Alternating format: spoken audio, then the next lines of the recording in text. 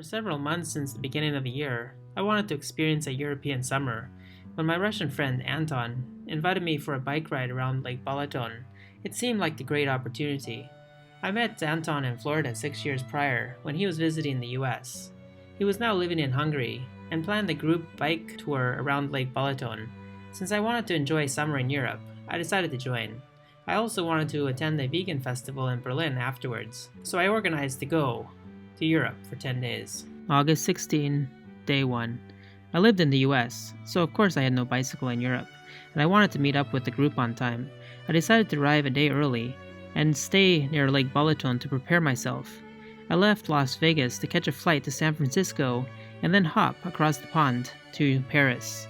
After landing at Charles de Gaulle Airport, I caught EasyJet to reach Budapest in the afternoon. The big dilemma was the bicycle, and where would I find one on time? Once landing in Budapest, I caught a city bus to Napleget to catch a bus down to Veszprém, where Andras with his two daughters would meet me upon arrival. We went grocery shopping at Tesco, but for a bicycle, they just ended their end of summer bike sale. August 17, Day 2. We woke up the next morning bright and early to start our search for a bike. Andras suggested that we search Decathlon, so we hopped into his convertible on a sunny warm day to look at their options. We also checked Hervis for comparison, but I found a nice comfortable bike at Decathlon and I was ready to start my journey at 11 a.m. Andras with his two children did a good job at getting me started in the right direction. I began my journey and coordinated with Anton to meet his group along the way in Fuzfő at a little cafe called Bringa Buffet. Bringa was a Hungarian nickname for bicycle. I met Anton, Krista, Adam, and Aniko. I had started in Veszprém while they started in Balatonfüred this morning after getting off the train from Budapest. The five of us continued our journey around the lake to reach Balatonlele. This was Anton's third year biking around 200 kilometers around the lake. He was a good organizer and typically did the 200-kilometer loop in 3 days. Doing it in one day was also possible, provided you started early at 5 a.m. I was curious about Lake Balaton and was pleasantly surprised. There were paved bike paths for almost the whole entire bike loop. It was easy to bike around with plenty of restaurants and accommodations along the way. Because we were biking during the week of August 17 to 19, the National Day of Hungary, Anton had booked accommodations in advance. We had finished our first day of 75 kilometers in Balatonlele, a popular town along the lake, where I would meet Geza at night. His friends invited me out to party, but when biking was a priority, there was no room for being sleepy. August 18, Day 3. After a restful night, I was ready to get going. I met with Anton and the group at the supermarket. Livia was joining us today, and Aniko helped her find the rental shop. After waiting for them, we passed through a festival where I would meet the famous whiskey robber who now sells ceramics. Here is one of the pristine lakeside parks along the way, and there were plenty of activities for the family. Getting started a bit late, it got hot, so we stopped along the way to take a swim in the lake and have some snacks. Like most adventures, Anton's tire got punctured, so that required fixing. We stopped at a restaurant for lunch and then pressed onwards. We would bike 50 kilometers around the lake to stop at night on the other side. I made a detour to stay in Hervis, a town known for its hot springs as a result of the old dormant volcanoes. There, I would meet a German retiree called Kurt, who enjoyed this area so much that he decided to move and retire here. Lake Balaton, indeed, was a pleasant area in the summer and had mild winters. August 19, Day 4. After breakfast with Kurt, it was time to leave. I would meet up with the group in Vonyarszfajhegy, where we had our last and final group member, Yulia, from Russia, joining us. By day 3, our bikes were starting to break down. Anton needed a new inner tube, while my bike needed its rear tire tightened to the spoke. We stopped by István's home, where he did bike mechanic work as a side job. After his helpful advice, we continued northbound along the western edge of the lake. Anton knew of a fancy restaurant in the midst of a hillside vineyard, so we stopped for some delicious lunch. The waitress had just started working there 2 days prior and provided exceptional service. Passing through Balaton, Livia parted ways with us and took a ferry back to return her rental bike on the other side of the lake. The scenery was beautiful on the western shore, but a bit more hilly for biking. I decided to wrap up my stay and join Aniko to Alsjöurs, where her car was parked, and join her back to Budapest. We parted ways with Anton, Julia, Krista, and Adam in Tihany. I passed through Balatonfüred with Aniko, where many people were visiting the wine festival. Getting up to Budapest late, I met with Boklarka after she got off work. August 20, Day 5. I considered flying to Berlin a day earlier, but after encountering some technical difficulties with booking my flight, I decided to stay an extra day in Budapest to enjoy the National Day, when fireworks would be displayed in the evening.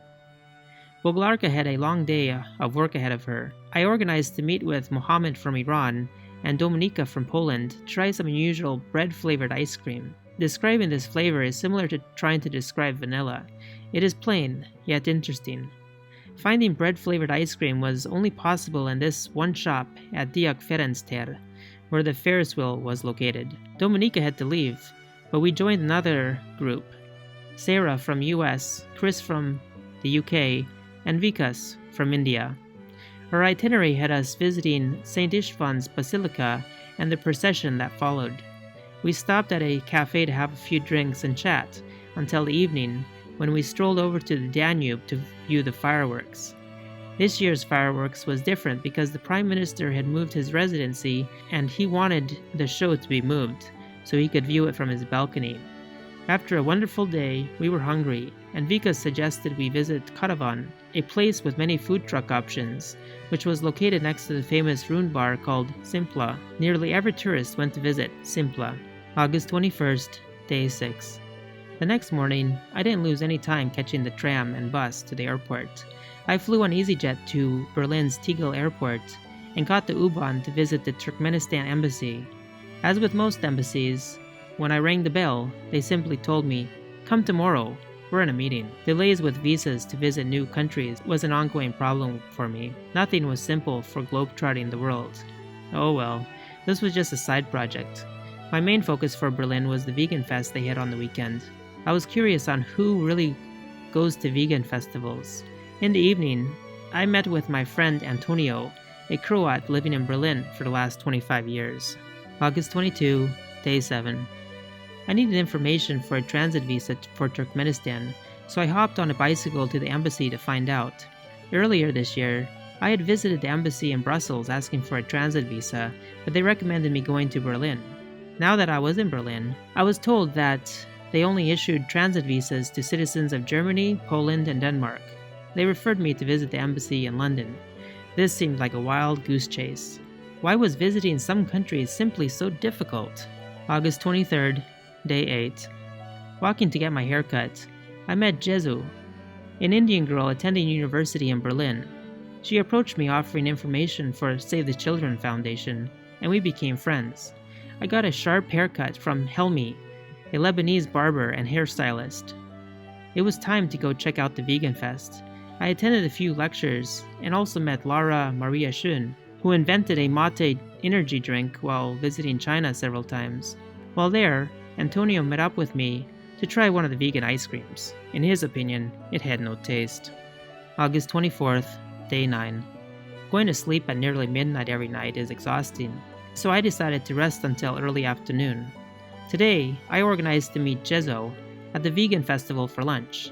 I also stopped by to say hello to Lara at her booth, too, before listening to a busker named Joanna play the guitar and sing romantic Spanish songs at Alexanderplatz. She was quite a talented girl from Finland who performed for events and did busking on the side, just for fun. On my way through Tiergarten, I met with my Indian friend Nick, who was on his way to Berlin Mall. For dinner, Antonio joined me and we found the local Italian pizza restaurant in his neighborhood. The summer atmosphere in Berlin was perfect. August 25th, Day 10. As with all of my travels, I meet hundreds and even thousands of people.